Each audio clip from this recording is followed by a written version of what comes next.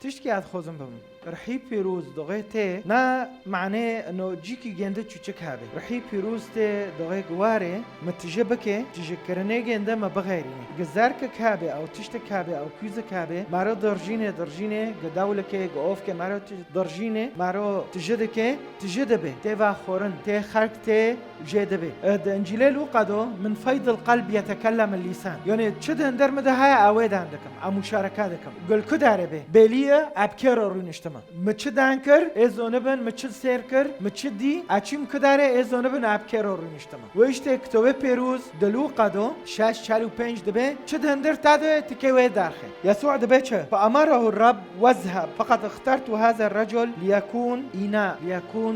كوزك مفاقاتون معناته كوزك به ليحمل اسمي دبه ما مفاقاتون معناته تجيبكم إناء يحمل اسمي كداره الى الامم والملوك وبني اسرائيل دبه مفه كوزو واقعتون مگو دست بکدو چه دندر مدو به عدن دکم ارتوخ بعدی شاول نوی خود گاورین بی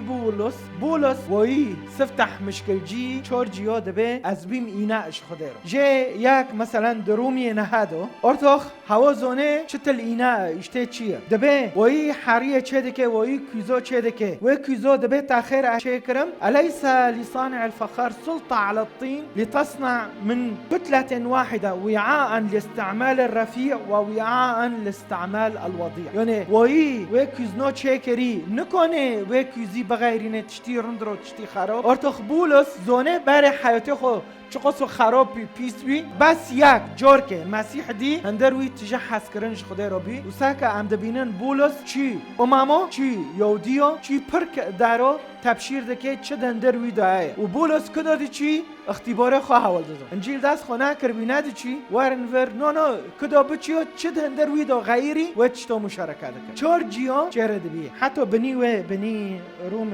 23 دبه هفتشتو اچه بیم هذا الوعاء وذلك بقصد أن يعلن غنى مجده في